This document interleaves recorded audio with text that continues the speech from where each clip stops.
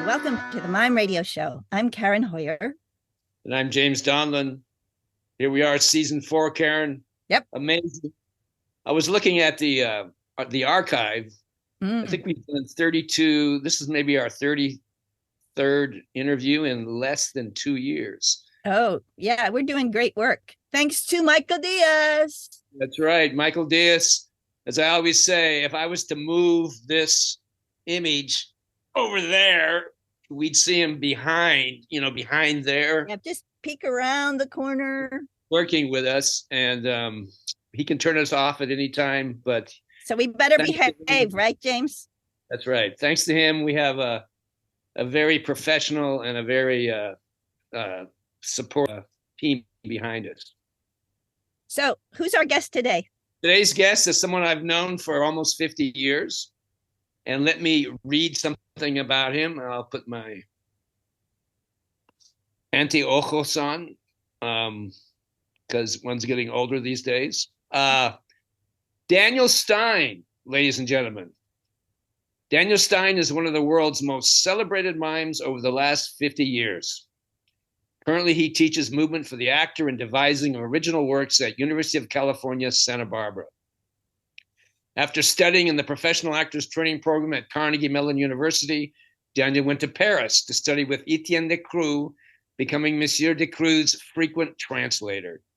Subsequently, making his home in Paris for 20 years, Daniel started his professional career as an actor with the French National Theatre. His solo performances have toured in more than 30 countries, as well as USA theaters such as the Kennedy Center and Lincoln Center.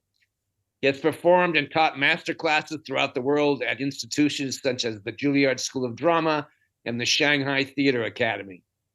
Daniel spent 7 years at Brown University as head of movement and physical theater for the MFA Professional Actor Training Program, and over a decade at Del Arte International School of Physical Theater in Blue Lake, California, serving as school director and core instructor. So let's welcome in Daniel Stein. That would be me. I'll take my glasses off for a second so you can see my eyes. But I'm outside, and if I want to see you folks, I'm going to keep them on for a little bit. Well, hello, Daniel. Welcome. Tell us where you are. It's a sunny spot. Both Karen and I are in the basements. I'm in Oregon. She's in Chicago. So where are you? I am in Santa Barbara, which has been my home now for 7 years, and I'm in my backyard on my deck. I can see both my cats because they're sitting in the kitchen window watching this whole thing happen. And this is Santa Barbara. Santa Barbara is, if you had to pick a place in the world to live, I would put this on one of the top shelves. Yeah, well, I lived there for almost 30 years, and there was a saying that people would comment about with tongue in cheek. They would say, another shitty day in paradise. I don't know if that's still the case there, but it is a beautiful place. Yeah, it looks lovely. And no shitty days. Yeah. So Daniel, you've had an amazing career as a performer and as a teacher, and both of those professions require a certain amount of preparation, like right before you go in front of an audience or in front of your students. I'm really curious about what you do to prepare.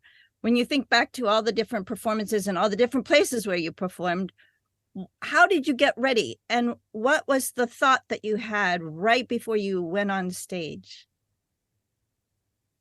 Two different questions. The first one is I rehearsed a little bit like an insane human being. I still am a perfectionist when it comes to some things, and I'm a total slob when it comes to other things. When it comes to my performance work, I was always trying to get an edge on how articulate I could be without making it look machine-like. As for the last thing that was in my thoughts before I stepped on stage, this goes all the way back to like 1985, where I was already in the middle of my career, but I met a woman in Tokyo. She was a dear friend of mine, David Mura, who is a Japanese American author. And she taught me self-hypnosis. She was a doctor, and she taught me self-hypnosis. So before I go into a classroom or onto stage these days, ever since 1985, which is not that I guess that's a little long ago for some people, and it seems like yesterday for me. I do like a 2-minute auto hypnosis to just bring to make the chatter that I think we all live with. It doesn't disappear, but I can turn the volume down of the chatter and really give myself to the theater. You know, theater is I think I learned this from Jewel Walker, or at least he was part of it. I've always been surrounded by teachers who were so adoring of the theater. The theater was this thing to be revered, and I caught that bug. And so, you know, this scarf that I have, the theater gave it to me. My shirt, the theater gave it to me because I work in the theater, and it gives me what I need to live. And so I think about, I do my meditation, I come back out of it, and I think, let's do some magic. You know? Do you want to have a sense of calm or a sense of excitement when you go out? How do you prepare yourself to be revved up or super calm? I think on the razor's edge between falling into one or the other. I think decrees say that any decision made solely with the mind should be revisited with the heart, and any decision made solely with the heart should probably be revisited with the mind. And so that balance, to find where that balance is between that spontaneity and excitement and that mind of the beginner, which is that of the calm. I guess that's where I would like to be. I don't think I've perfected that by any stretch of the imagination, but that's certainly where I would like to be. It's interesting, Dan. You mentioned a friend in Japan, and looking at your performances over the years, there's such a acute sense of design and precision in a lot of the visuals. You know, whether it's with props or just the crew system that you've adapted, which we'll talk about later. But I'm thinking Japanese culture may have been a great influence on you, or not. If not influence, it was something that fit with your aesthetic that you learned from. But tell us about, you said that the theater became your world, and it gave you what you are. What happened before that? Let's say before you went to Carnegie Mellon, like how were you as a kid? Were you always precise as a kid? Were you what was going on? And I guess, were you born and raised in Milwaukee or Wisconsin? Yeah. Milwaukee. So I'm highly dyslexic. I didn't learn to read until I was 12 years old. And wow. So I spent my first 17 years failing at absolutely everything. I had a stomach ache from about 4 p.m. Sunday afternoon until about 5 p.m. Friday afternoon. I had a stomach ache because I knew that the only thing in front of me for all of that period of time was school. And school for me was a total checkmate on a constant level. And so and I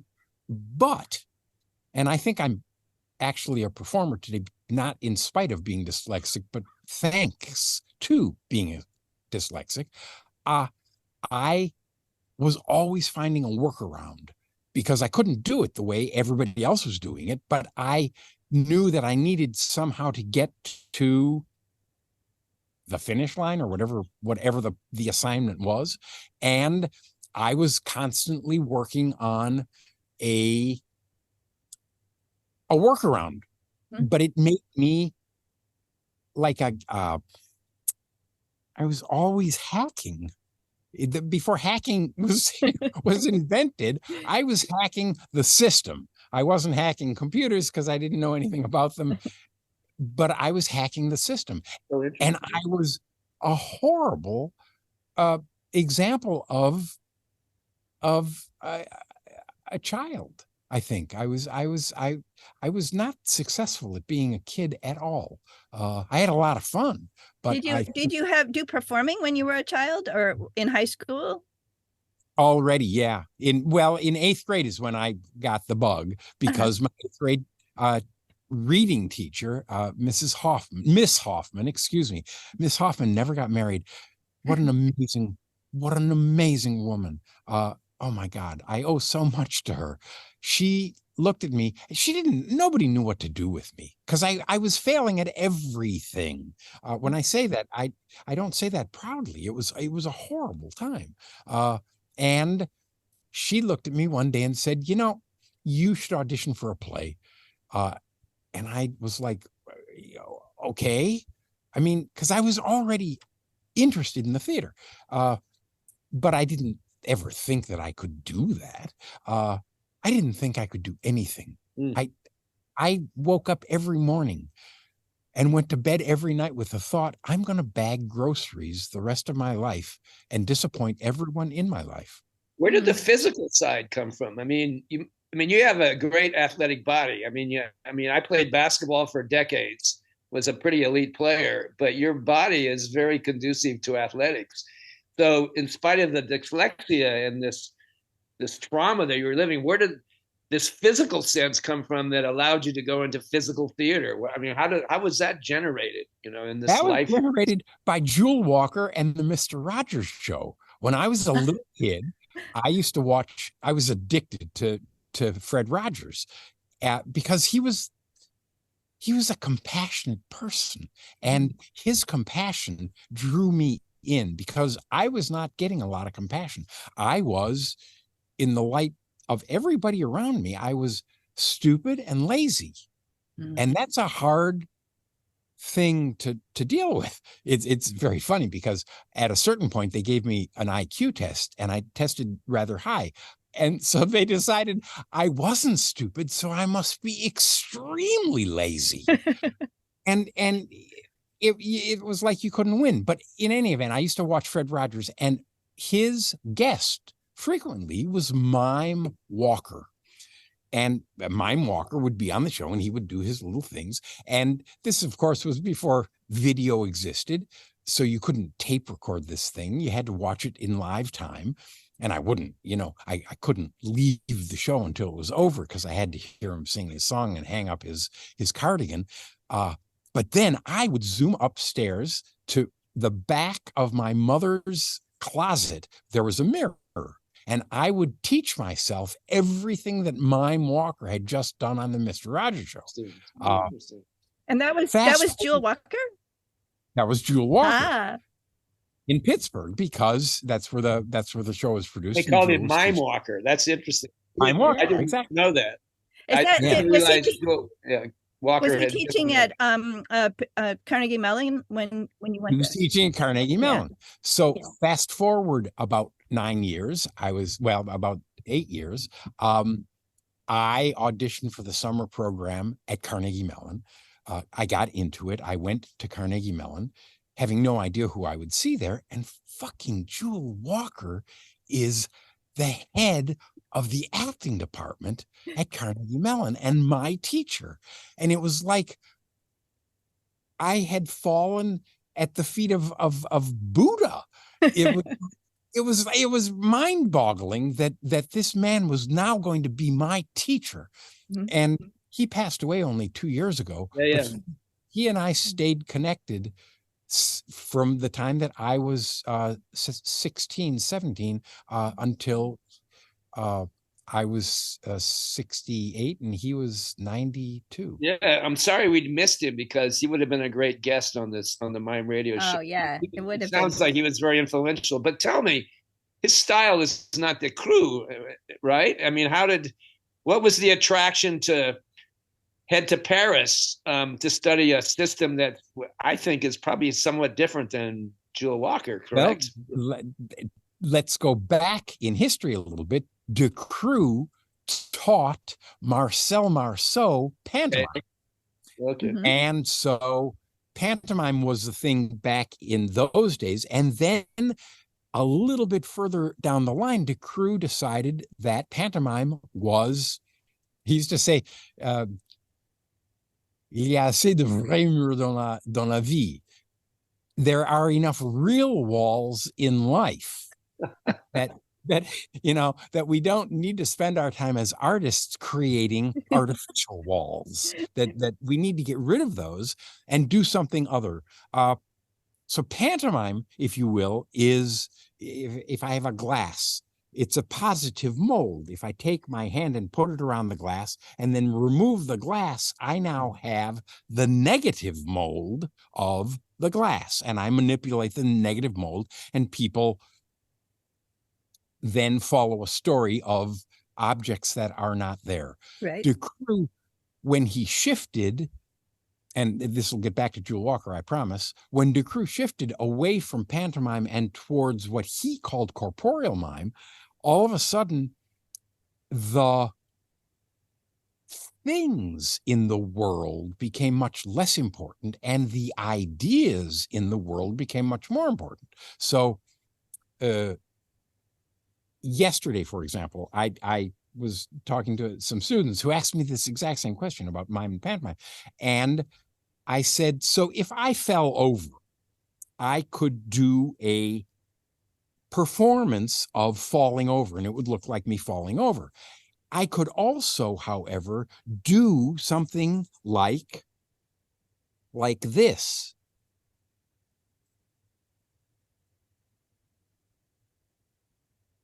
Oh, fuck, this is gonna hurt.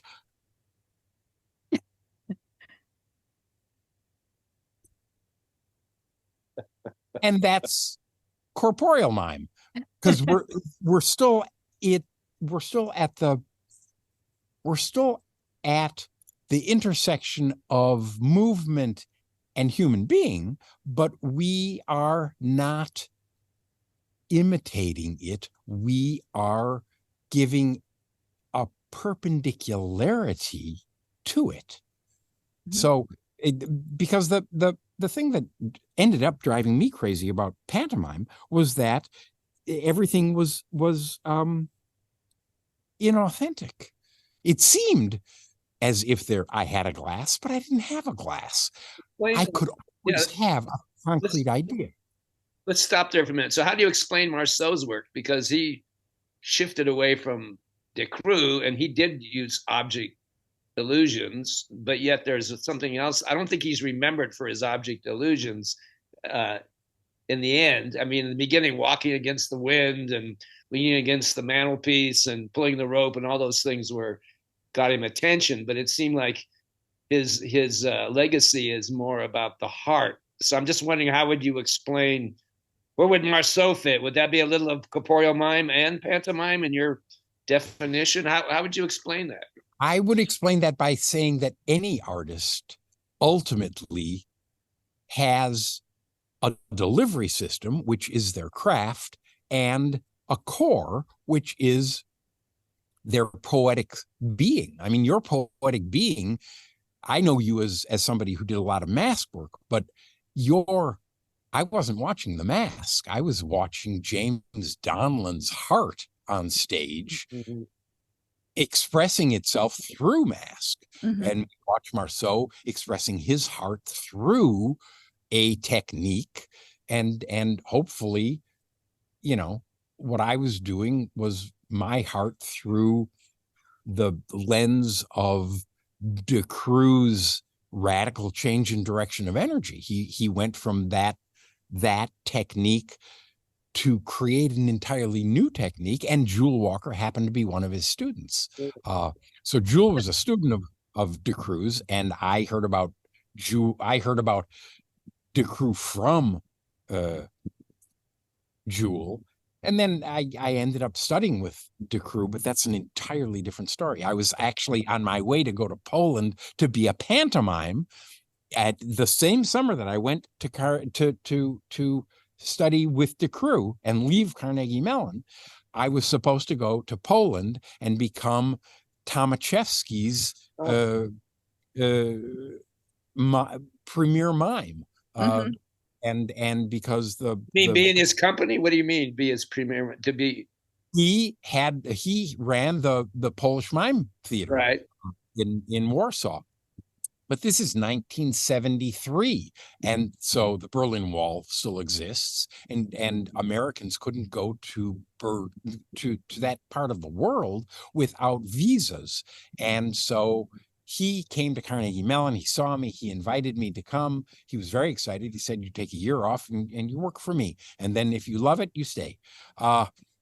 And because at that time I was already a pretty good pantomime, and I'll make this story incredibly short. Because of the mail, I sent him letters asking him for visas. He sent me letters with visas, but they didn't come to me. They went to my ballet teacher, who spoke Polish, because she was the person who invited him to Pittsburgh. And he wrote me the first letter, "Here's your visa." Second letter, "Here's your second visa. I don't know why you didn't get the first letter." Third letter is, "I'm going to have to give your job to someone else if you don't get here soon." Fourth letter is, "I thought we had a deal. Are all Americans assholes?" And so I go to Jewel with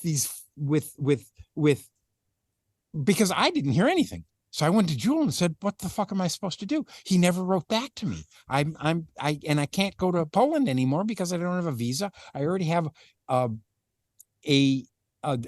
bargain with the university set up to take a year's leave of absence.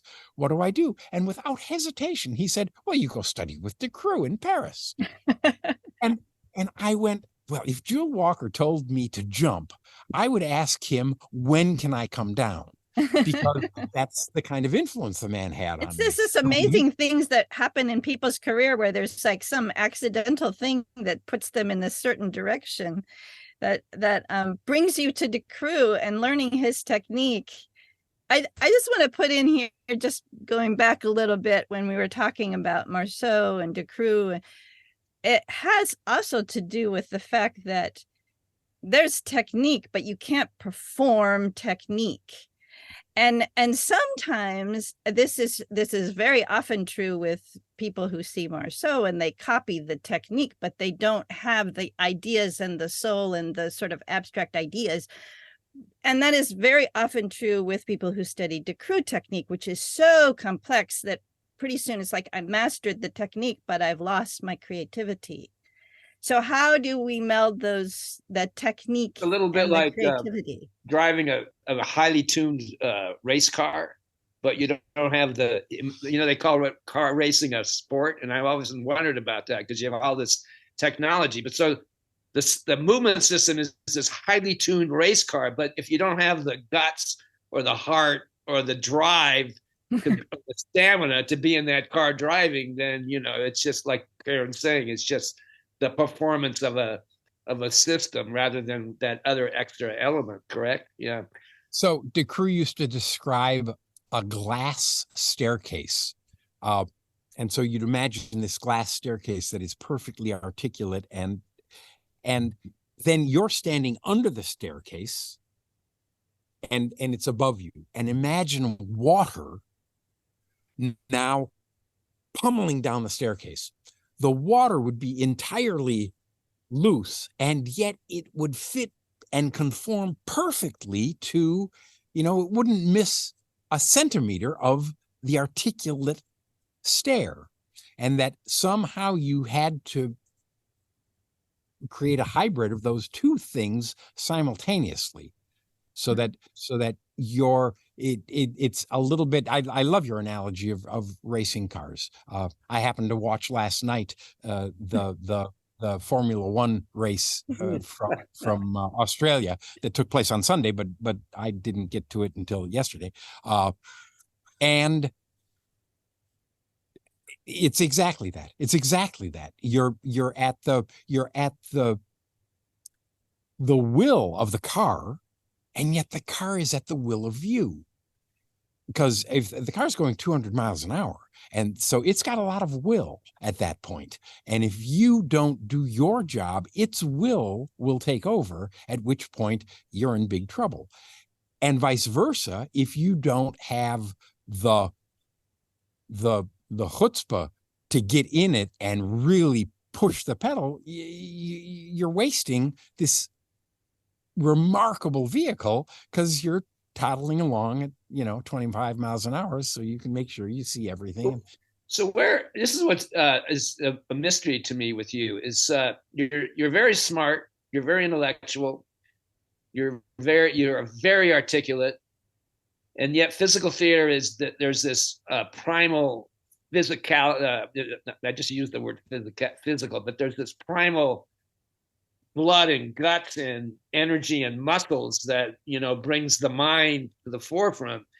So I'm still not understanding exactly where that physicality in you came, because you are very physical, and we're talking on this intellectual plane, and you're telling me about a childhood which was very challenging.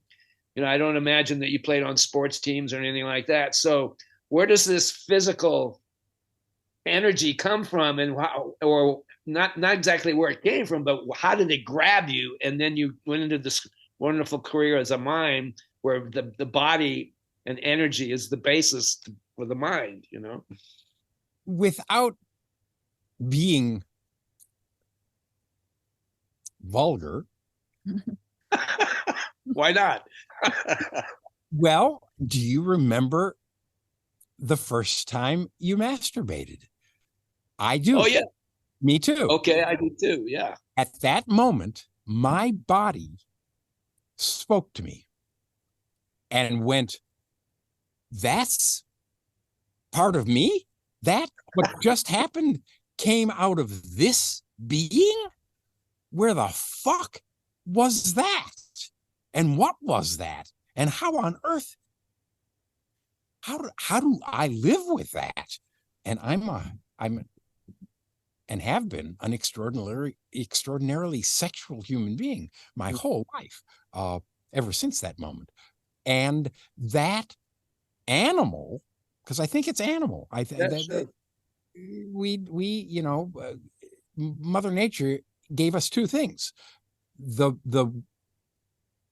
desire to survive and the desire to procreate. And those two things are what the animal is. And we happen to be a slightly more elevated animal in terms of being conscious of the fact that we're conscious. But the animal comes from that deep survival instinct, which I was steeped in because I wasn't going to let these fuckers get beyond me, even if I'm dyslexic. And then I discovered that my body had all of this magic in me.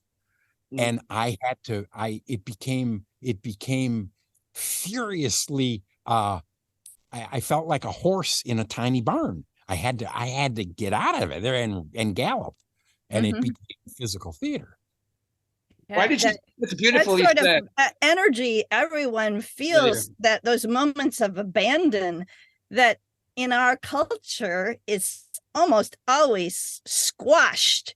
Almost always, if you feel abandoned to dance like crazy, people are going to say, no, not here, don't do that now. And that kind of energy is can be useful in our creative process. So you stayed in Europe for 20 years, and this discussion we just had explains maybe why you did that. Because for me, Europe is a much more sexual, a much more hedonistic place and yet with a very intellectual umbrella over that, that Europeans make good choices very often. So except for war, because there's a lot of war there, but maybe that's the animal that gets out of control, right? At some point, they break through. But so you stayed in Paris for 20 years, and why? And then you came back. So why did you stay there, and why did you come back? I stayed there. It goes back to the dyslexia. I stayed there because I didn't speak a word of French when I got to Paris. I didn't know how to say bonjour, hello. I didn't know anything, and I just failed Spanish as a freshman in high school, and then as a sophomore in high school. Failed it, not D. I failed it. So I went to Paris assuming that I had to learn French, and I was a driven human being. I learned French, and you learn French. I learned French quite quickly. It took me about 3 months to start really talking with people, and in 6 months, I was translating for Decroux. And all of a sudden, this dyslexic, stupid, lazy human being that I still go to sleep with every night and wake up with every night was functioning at a rather high level in a different language. And every time I opened my fucking mouth, my ego, and heaven knows, I have an ego as big as the mountains behind me,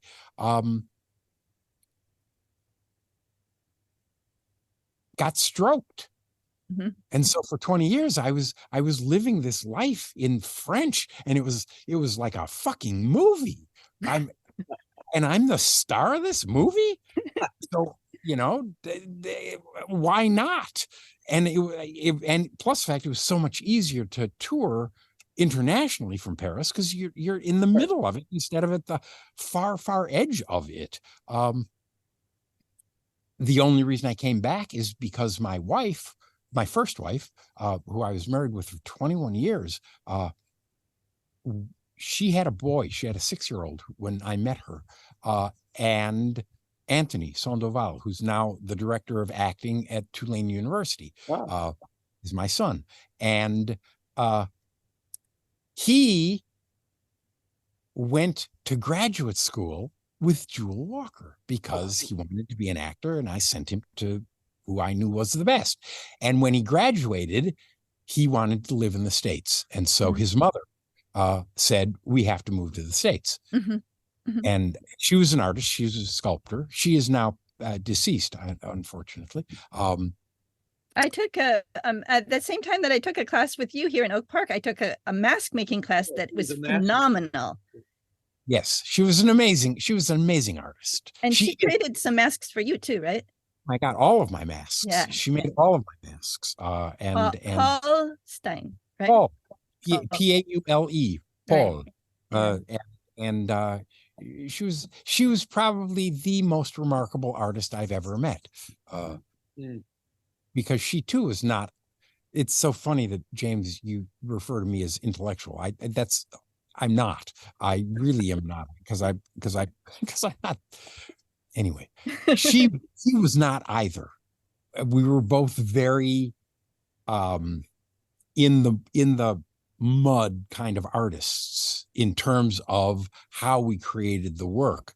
But I want to go back to something Karen said earlier about the things in our careers that lead to things are accidents. The things that turn into the best things in our art are always the accidents that happen in the rehearsal room where you go, fuck, that's not, I can use that. Mm-hmm. It's as you're falling over that you say, I gotta figure this out because I need to use this. Mm-hmm. And so those accidents are not, I think that we think we're supposed to push those to the side. And in fact, those are the things that we need to see, hone, polish, and then present. And the audience looks at it and goes, where did that come from? Mm-hmm. Yeah, Playing yeah, in the those are the moments studio, that they'll remember too. playing in And the I've had that happen to me too, that it's like an accident, you know, like, and then when you're going to create a new piece, you're just like, how did I do it last time? I don't remember how it happened, but it happened because of those accidents. But you create the terrain where those accidents not only are permitted, but they are enticed to come into the room. And if you're really doing your work, you're in there watching everything that happens, everything, so that even out of the corner of your eye, I mean, one of the mask pieces that actually got me sort of known, because I did it on television in a lot of different countries, was a double mask piece that was a timepiece. That was an entire accident. I asked my wife to make me a double mask, and I assumed that it would be a double mask the way I'd always seen a double mask, with some kind of elastic in between the two masks. Well, she put the two masks in this hood, and all of a sudden I was invisible, and the masks were on both sides, and I couldn't be seen. And my ego said, what the fuck are you doing? Why are you hiding me? And she said, Daniel, I don't have time to fuck with you right now. I have Rudolf Nureyev who wants his masks. If they really don't work, we can talk about it. So I'm in the studio sitting on the floor, angry that my masks, and at this point, they were on the side of my head because I was not working with them. I was breathing, but I was sitting on the floor.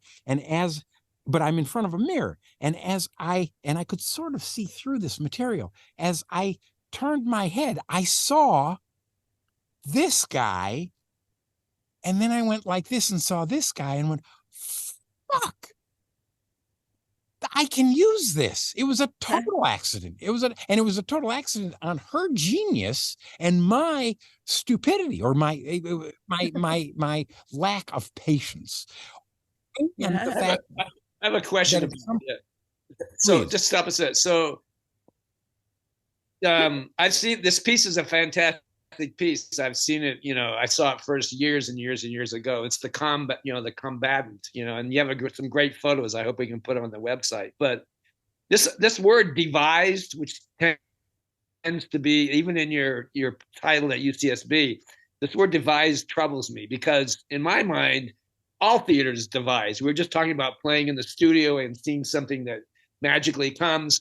But, even Shakespeare was devised at some point, somebody had to. So it's really, we're talking about creation. And so the physical theater is the actor, creator, director very often, that's the role of the physical theater artist. But what's your feeling about this word, which is a fad now? I mean, it's a total devised theater is a big thing. But when I started and you started 40, 50 years ago, that's what we did. That's why we're known for what we do, because we devised work. So James, they're just finally catching up to us. That's what it is. Well, maybe that's it. But what's Daniel, this idle devised theater? So when I was a kid, my father used to say to me, you can choose to do something, you can choose not to do something. You cannot choose if you're responsible. You are responsible. You're responsible if you decide to do it, and you are responsible if you decide not to do it. And De Croo was all about responsibility. And he said, there are people who stand doing what people who are sitting are telling them to do. And that is not okay. That people who are standing are not better than people who are sitting, and people who are sitting are not better than people who are standing, but they are radically different. And it's so interesting, because responsibility, if I could write it out for you, I have a what teaching spaces, I would write responsibility.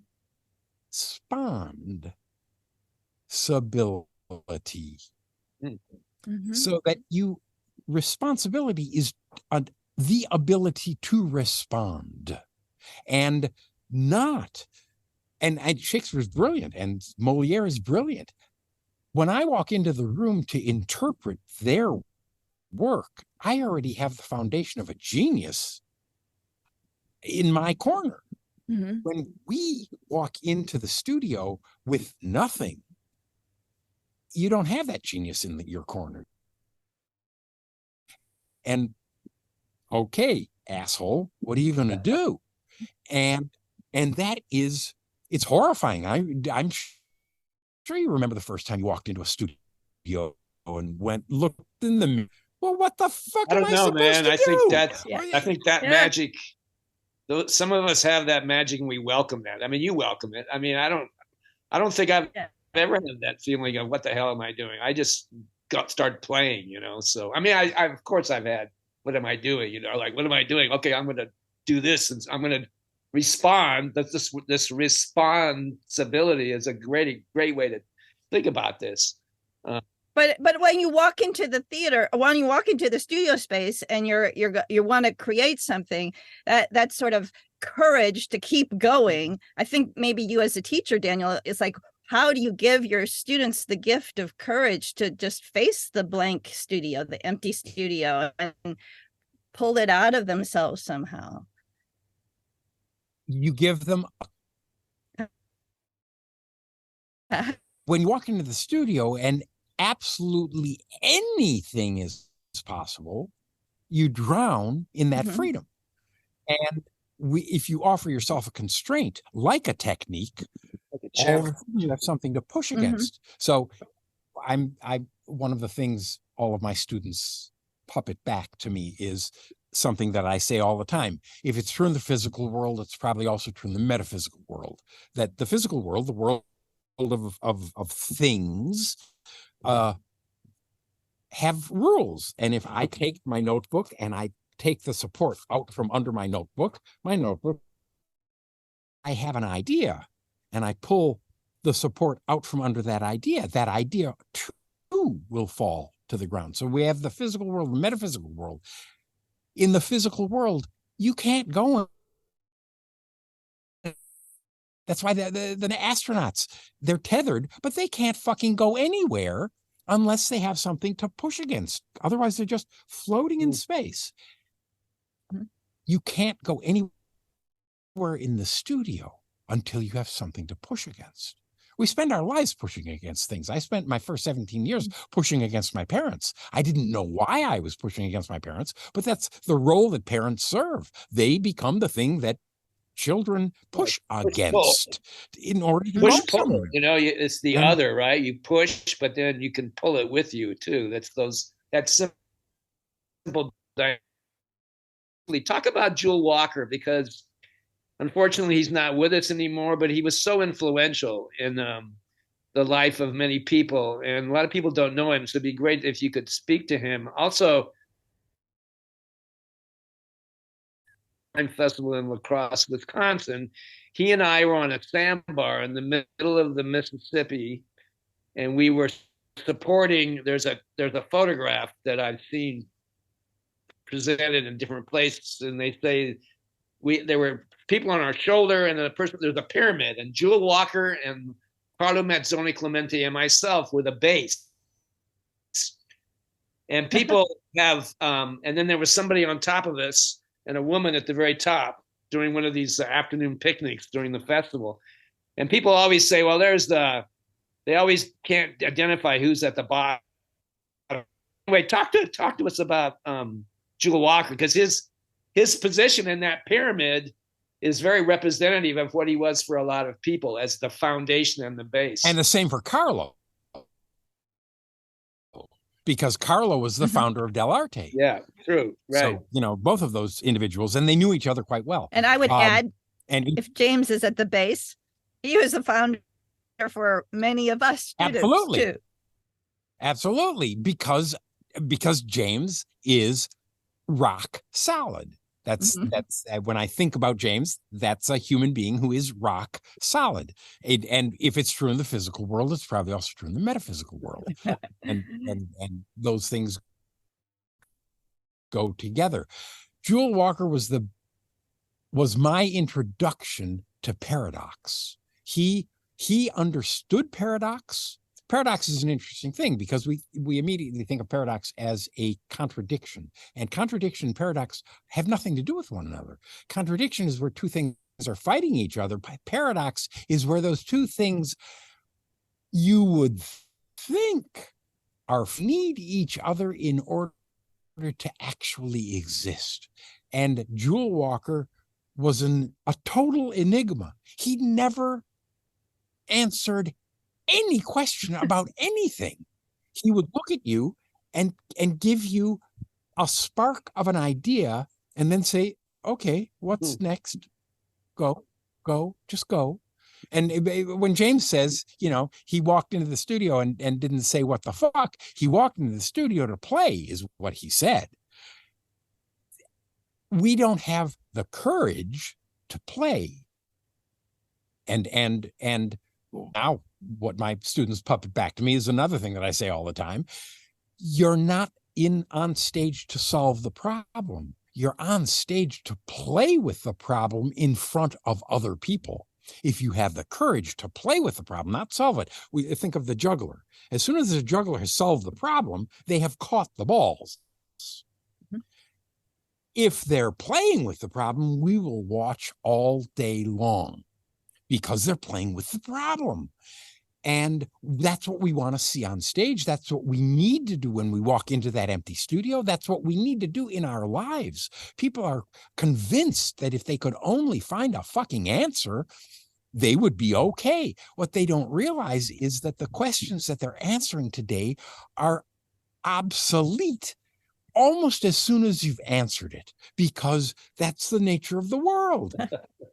And so as soon as you think you know anything, you have to realize that all you know now is that you're not where you were before, but you have no fucking idea of what's coming at you. And the preparation is to be willing to play with the problem in front of other people. And Jewel Walker, I swear, would walk into class not having the slightest notion of exactly where we were going, but he always brought a toy with him, if you will. Sometimes the toy was a bucket. Sometimes the toy was an idea. But he would put the toy in the middle of the space, basically, and say, start playing with it. And you'd look around going, well, what do you want me to do with it? And that was exactly the point. He'd look at you and say, I have no idea what I want you to do with it. Blow me away. Which is also what Fred Kerchak used to say to me when Fred was directing me. Mm-hmm. And if you don't know Fred Kerchak, and if you've never interviewed Fred Kerchak for this show, I can't recommend somebody highly He's enough. On my list. He's on my list. Yeah. I got him on my list. What, Daniel, let me just, there's something you said that sparked something in me. So you're saying the world is moving really fast, which it is. What the answer is now is not the answer in the next second. Where does physical theater, we'll call it physical theater or movement theater, or theater that is, vividly, works through time and space, where does that stand now? Like, you and I have been doing this for 50 years, Karen almost as long. And, we know what it was like in those decades past, but what's happening now? There's all the baggage of mime is a dirty word, clowning is a dirty word, misunderstanding, all that stuff that we know about. Well, where do you think what we do now stands in this fast-moving world? Like, do we grab from the past to help us with now, or is everything obsolete? What's going on here, do you think? There's also the aspect of now everything is wants to be permanent, and live theater is ephemeral. You do it in conjunction with the audience, but if you try to preserve it, then it becomes film or photography. But the physical theater and live theater is kind of rarefied. It's elemental. It is elemental. What are elements? So I have a dear friend who said to me one day, anybody can take apart a radio and put it back together. It takes a certain someone who takes a radio apart and puts it back together and it works. It takes an artist to take a radio apart and put it back together as a functioning toaster. Because they use the same elements. When you start taking things apart, you look at the individual elements and you realize, well, they were just put together that way for that function. If I take these elements and put them together otherly, they will do an entirely different function. Our bodies and that sexuality, sensuality, physicality that we were just talking about, and our souls are elemental. There is nothing, you can't take those more apart. Mm-hmm. You get to the point of universal module, the same as the actual universal module, which is an atom. Mm-hmm. In fact, the fucking atom isn't the universal module. The neutrinos and stuff. The way the core of the atom has a what is it? Nucleus. The nucleus. Thank you. The nucleus of the atom is the universal module. You can't take things more apart. But this computer that we're talking on, as well as my body, as well as this umbrella, are made out of the same thing. The same universal module. They're all atoms put together different ways. We start, and which is why physical theater is such an important thing to teach young people if they want to be creative, any kind of creativity. That creativity comes from the understanding that you take things apart to see what they are made of, and then you put them back together differently, but we're giving them something that cannot be taken apart. The body, you take that apart anymore, no go. It's the same with your soul. It's the same with performance. You talk about Japan, maybe, because your sense of design is very acute, and I think the Japanese culture is so, wrapped in the sense of design and precision. Do you have any thoughts about that? How maybe Japan has influenced you, or some of the other places in the world? It influenced me enormously. Yeah, we steal. Artists steal, and they steal like artists, but they pay attention to what they're looking at. So I moved to Tokyo because I was going to stay there for 6 months on a grant from the U.S. government. When World War II ended, they made reparations financial to Europe, and to Japan, they made reparations cultural exchange. And so there's the U.S. Japan Foundation, which sent me to what year would that have been? That was 19 I think it was 85. Wow. 85 is when I was there. And so I'm in my apartment, which at the time cost some phenomenal sum, like $1,700 for a tiny little, this is 1985, and something is $1,700. I went, but they were paying for it. So it didn't make any difference to me. And I went to buy cups because there was nothing in this apartment. And I'm buying cups, and they're all packaged in packages of 5 or 3. And I'm going, what? Wait, in America, they sell 6 or they sell a dozen, right, or 4, right, but they don't sell 3 or 5. No. What is going on? There's and all of a sudden it goes back to the plumb line. My whole life was on this thing. They're calling this the truth. And I'm going, no, this is the truth. You're making me live here. And this is not okay. Why is everything asymmetric? And you start looking into the why, because this is not, they didn't just decide one day to do it that way. They did it that way because culturally, their foundation is not symmetric. Their foundation is asymmetric. And when just the simplicity between symmetric and asymmetric, you could write a whole play about, a physical play, and they did. And they've been using it for hundreds of years. And I went there to study no drama and sumo wrestling. Wow. Yeah. You studied sumo wrestling? I did. Not as a practitioner, yeah. but as because they would have slaughtered me. Wow. But I was very interested in what was going on under their feet, that they perform on a platform, and this platform is made of clay, and it seemed to me that they were connected underneath. That they didn't stop here. The ground, it was just a change of medium, that they went to solid and then into solid. Their foundation was actually there. So I wanted to study that. But I ended up studying tea ceremony, which and I actually am diplomaed in tea ceremony, which was very rare for men, because all of the students there that I encountered were female.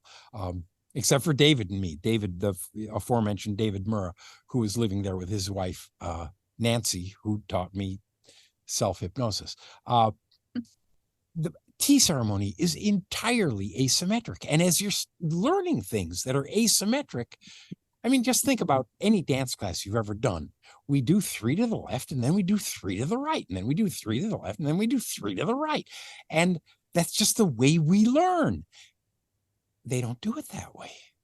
Everything is asymmetric. And all of a sudden you start realizing that everything around you is asymmetric, and it gets, I get infected by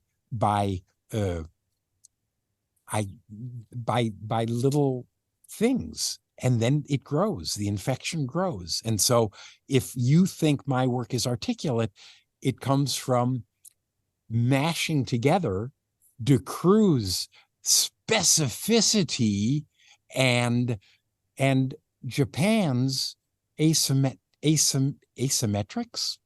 Yeah, but also you wouldn't, if you'd grown up with that, you wouldn't have been able to incorporate it as something different that would inspire you. No, that's why traveling is so incredibly important for young people. Oh, absolutely. Tell us about some of maybe you have a disaster story, maybe in terms of touring, like, or tell us about some, Japan is this one place that influenced you and enriched you. Is there any other place in the world where you've had an adventure, that positive or negative, that you'd like to tell us? Disaster stories are always great, So. Well, the disaster stories start with United losing my chairs. So all of a sudden I get to a theater and the chairs that Timepiece is based on, I don't have the chairs. So the theater says, well, then use a different chair. And that's like saying to a surgeon, well, use a scissors, don't use a scalpel. Right, exactly. and the surgeon goes, that's not how it happens. So I remember getting to, Israel.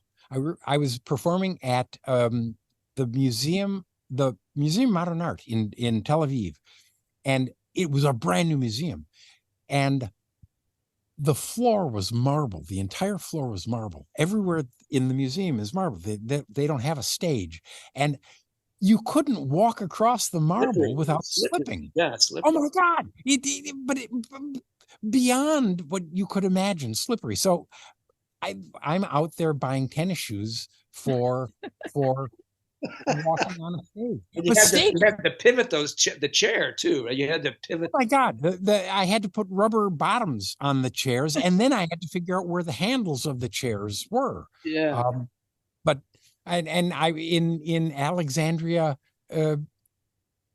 Egypt, I was asked to perform at in the mansion of the American ambassador to Egypt, and so with 200 other ambassadors from other countries watching, and there was no stage, and so they built this thing in the backyard, which was they put tables together, basically a bunch of tables, and I can't, and I said to them, I can't.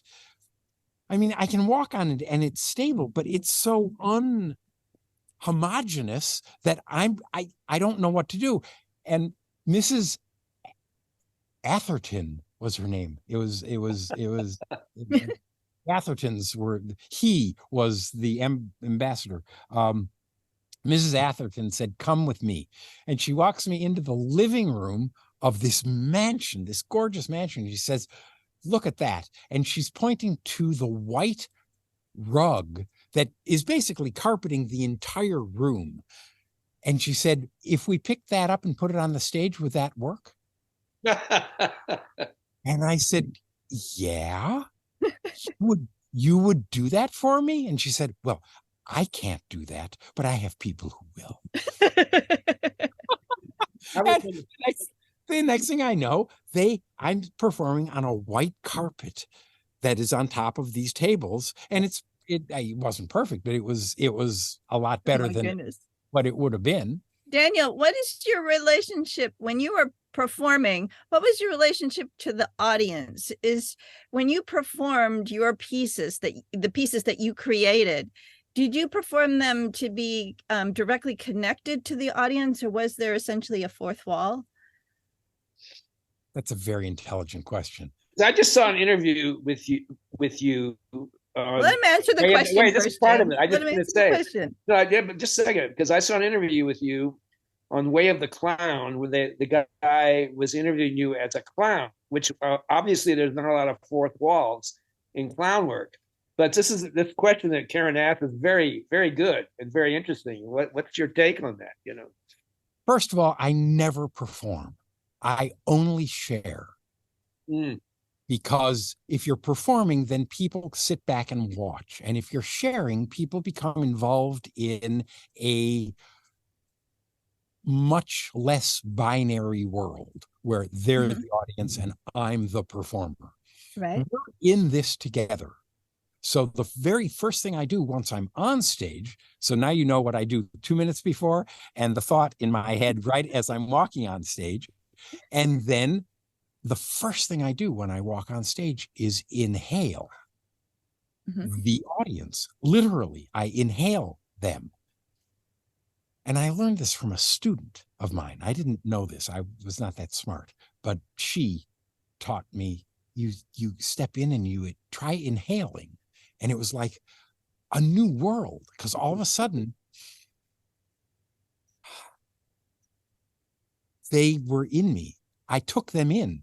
Yeah. And hopefully it's interesting when you watch somebody inhale, you start inhaling. It's one of those mimetic actions that people are very responsive to. We are now breathing the same air.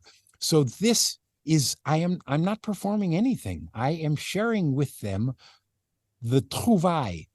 Trouvaille is a French word that actually it's slang, but it's very much used. And it's two different verbs. It's trouver, which means to find, and travailler, which means to work. And a trouvaille is something that is found while you are working. And the things you find while you're working become the play. And then you rehearse the play so that you can navigate your way through those accidents again in a way that is fidèle. I can't think of the word in English. Faithful. Thank you. Yeah. That are faithful to what you thought should be the idea. And so the audience is there, hopefully discovering, as you're discovering, the accident every time you do it, that you never do it again. You can't walk in to a performance and do the show again, because that river has already blown by and you're stepping into a brand new river every time you do it. And the play that is happening is the play that you perform, with all of the imperfections that happening has inherent in it. Shit happens. If it's again, you're actually trying to bring in an artifact that you have no control over. Right. If you're in there discovering, it's not even doing, it's discovering the play in front of, you're playing with the problem in front of the audience. Yeah. You're the audience is a very important dynamic that you embrace and recognize and interact with on all different levels. Yeah, that makes total sense. Daniel. Oh my goodness. You feel the heat? It's hot in here. Hot in here. Daniel, do you feel that? Yes, the wind is. Put it out in the corner. Daniel, it's that time for rapid fire. Oh no. Okay, that's rapid hot. Fire is a sequence where I'm going to throw out words to you. And just very, very quickly, with one word response or a gesture, whatever you want, you have to respond to this word association quickly, okay? So in the moment. You know, this speaking just a moment ago about the adventure of performance, this will be fun. This is the appropriate time to do that. So are you ready? He's ready. He's inhaling us. I'm inhaling you. And he's self-hypnotizing. I did my mini little thing. Okay. First one. Spotlight. Into it and hot. Hands. Pens? Hands. Hands. Oh. Bosom. Eyes. They absorb. They don't look out. They absorb. Fourth wall. Isn't there. Sweat. You earn the wrinkles on your brow by the sweat of your thought. Child. Oh, I love my daughter and son. Elder. I am. And we'll talk about that a little later. I didn't think I'd make it there. Props. Boss? Props. Props. Oh, physical and metaphysical. Failure. All the time. Get comfortable with it because it's your friend. Critic. Critic? Ugh, they don't exist. They're just, they don't know. Most of the time, they don't know what they're talking about. Teacher. Thank God. Fame. Never had it. Don't know. Language. Vocabularies. There's a hummingbird right behind the screen. You won't believe this. And now he's moved right over there. Do you see him? Yeah, I see him. Yeah. That's a happy accident. He's coming back. Come here. He was about a foot from me. He was right off. Goodness. He was right off the corner. He almost went in your door there. Yeah. Velvet sun. S-U-N. Velvet sun. Setting. Mime. Thank goodness. Thank goodness. Neon box. I used to have a little neon cactus. Future. Long. And that's it, ladies and gentlemen, with Daniel Stein, rapid fire. That was wonderful. Bravo, bravo. And a guest appearance by the hummingbird. That's amazing. And a guest appearance by the hummingbird. Well, we have a here, and one of your relatives, maybe. I don't know, so. Well, you know that this is the vestige of my last incarnation. I was some kind of raptor, some kind of meat-eating raptor. bird. Yes, that makes sense. Yeah. Like it brings to mind some of the profiles I've seen you on stage. You have there's this attack and this sense of energy. Okay, Daniel, let's talk about age. Huge. Like how does the older artist adapt? Not only when they're still performing, or what's the I don't want to say logical, but what's the process? How does one change? I like to think of aging as like an hourglass.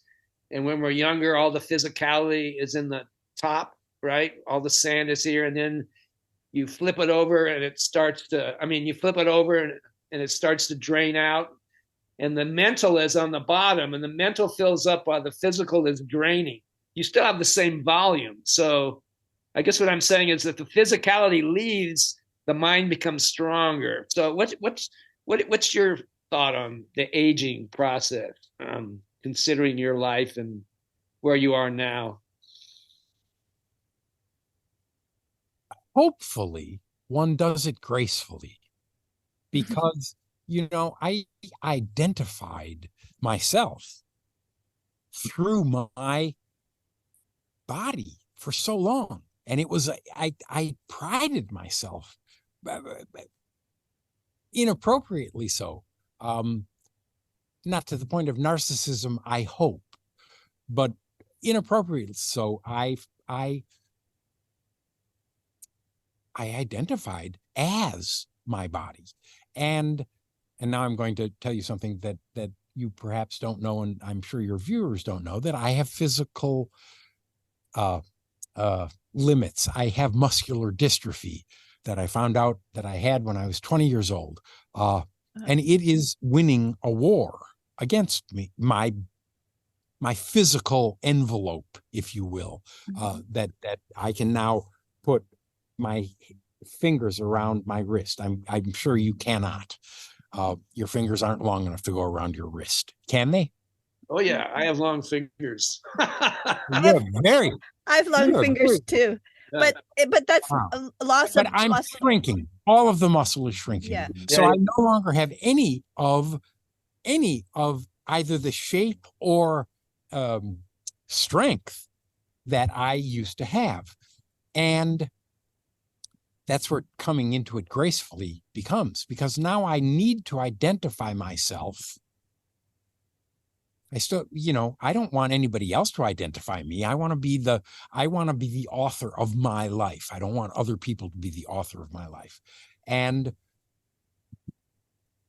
that identification, 20 years ago, had you said to me, you can never perform again, I would have been devastated. Today, if you said to me, you can never teach again, I would be devastated. I enjoy teaching, I think, as much, if not more, than performing, because I tell the students that I am simply the guy with the flashlight, that I don't know any more than they do. But I was hired because I have a very good flashlight. And today we're going to look at this.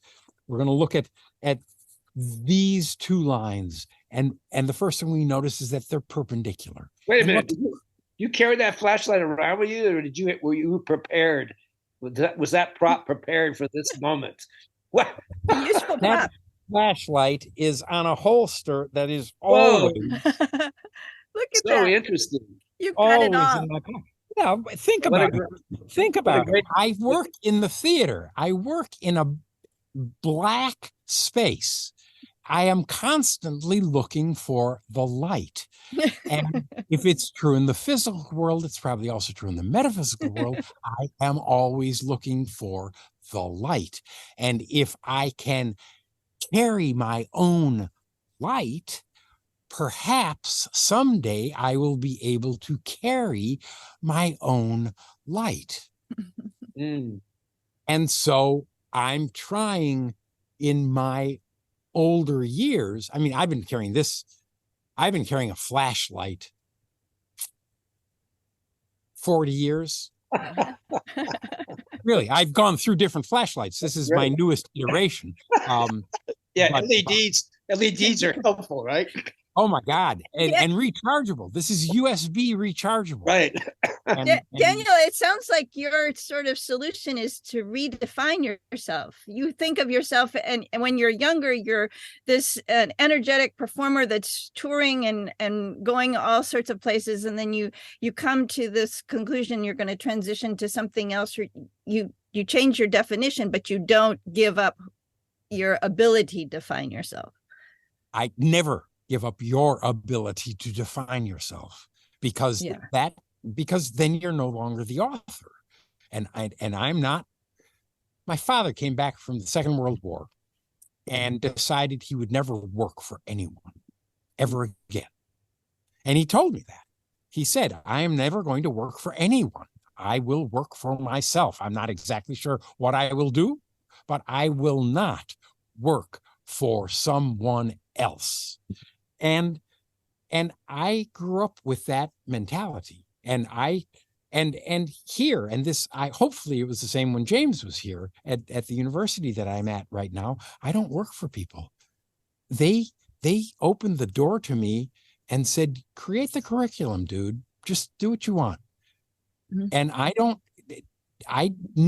nobody ever tells me, well, you should be. No, because I'd look at them and say, I don't need to work. I did that with my Apple stock.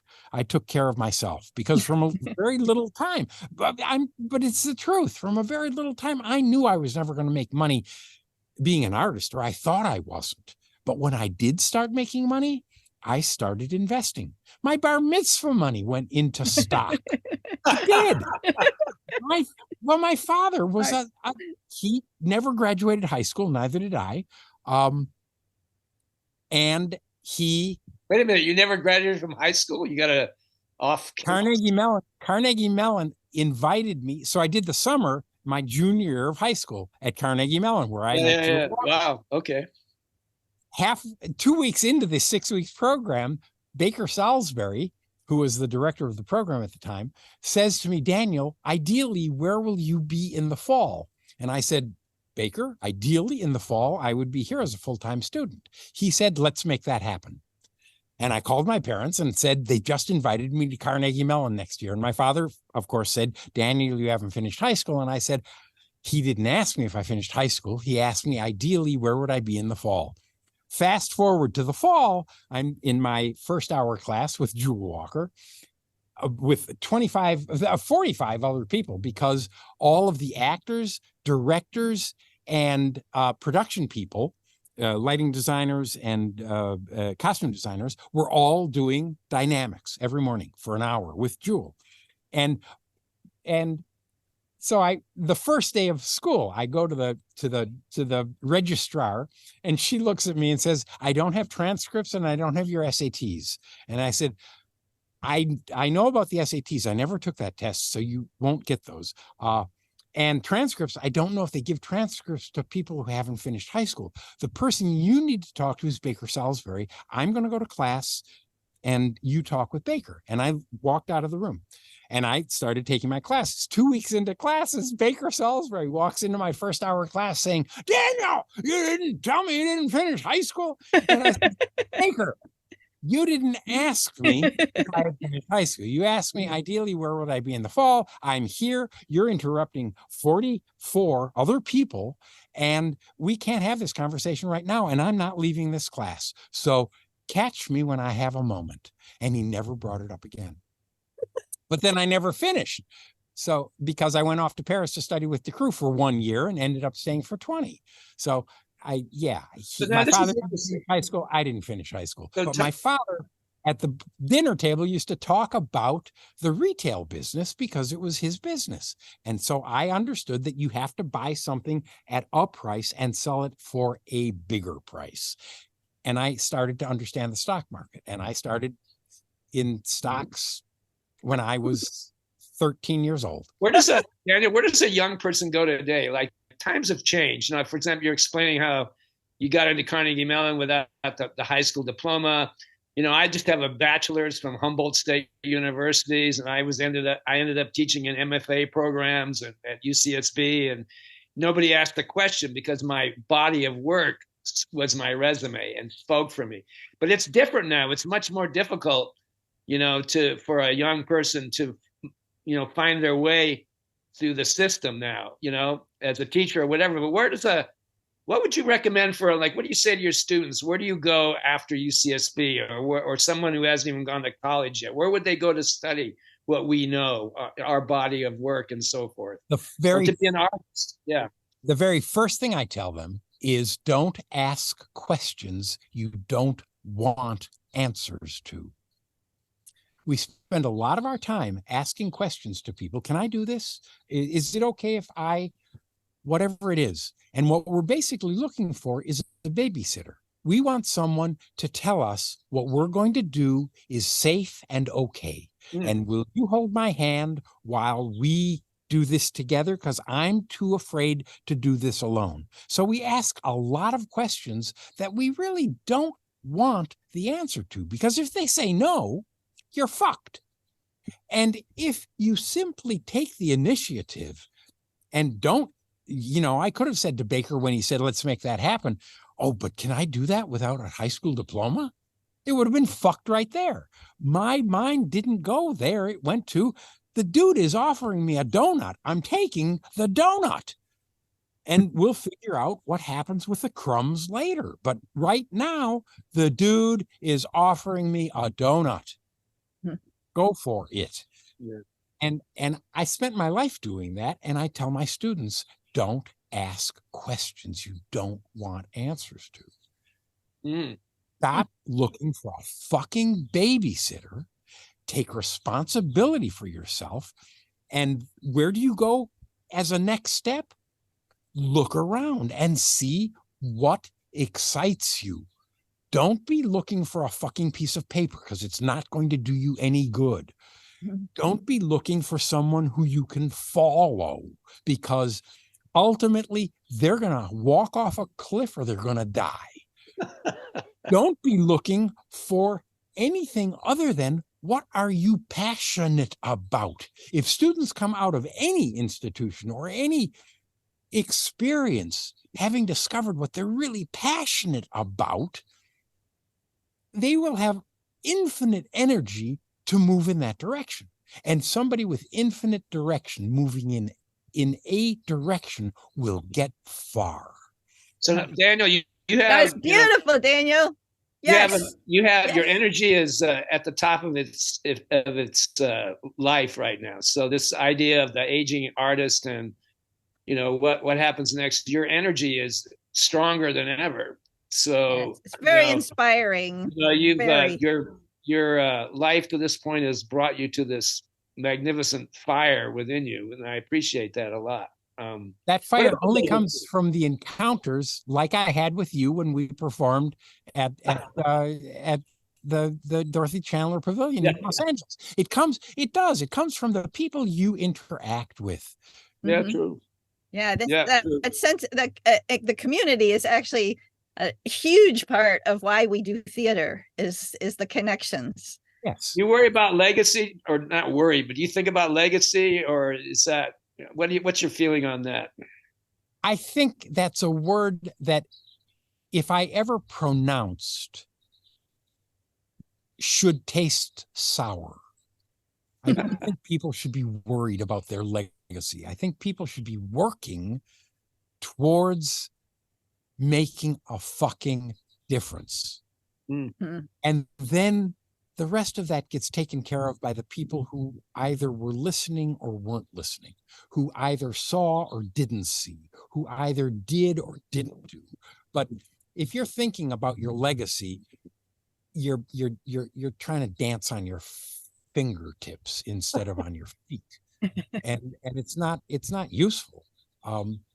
I know that I have students, and I know that I was a student. I still am a student. I'm a student of this umbrella. This morning I couldn't make the thing here, and then I discovered that there's a way to make it go up and down, and it has nothing to do with up there. You'd think it would be way up there, and it's not. It's way down. It's way down here. You got to bring that into the studio. You got to do a new piece of give me an interview with your computer at a table, and then the umbrella does stuff. You can make a make the umbrella do all the physical work now.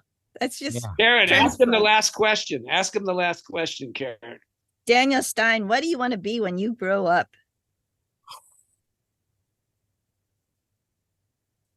I have lived the life of a prince, having not been born into princehood. And it is because of the generosity of my teachers. It was because certain people didn't give up on me when I had given up on myself. It was because my father, when he picked me up from jail, said, go to the car. I got in the car. He came out about 10 minutes later, sat down. I was 18 years old, sat down. I was expecting all hell, looked at me and said, so, how's that working for you? And I immediately fell into tears because I realized, probably for the first time, that he was on my side. I mentioned before that I had been pushing against my parents. I was not pushing against the right thing, but they taught me how to push. So when I grow up, I just want to go deeper in the direction I've been going, because for some reason, and I don't know who to owe this to or even what to call it, there has been an angel sitting on my shoulder my whole life that made me say things that I wasn't smart enough to say, that made me do things that I wasn't clever enough to do, that made me discover things that I was not insightful enough to see. And I just have been, two women have loved me enough to marry me. One for 21 years and now one for almost 26 years. I have led the life of a prince. When I grow up, I want to keep digging in the same hole. That's so beautiful, Daniel. Thank you so much. It's been wonderful having this conversation with you. Thanks, Daniel. Wonderful seeing you. I want to know how Karen looks so goddamn young. Mine. That's mine, does it? I live a good life too. Good. Yeah, I have a lot of. Thank you. Thank you. Gentlemen and other spirits of the world, this was Daniel Stein. It was a great interview, and we hope to see you for the next episode. Thanks, Daniel. Take care, everybody. Sunny Santa Barbara. Okay. Goodbye. Bye. Bye.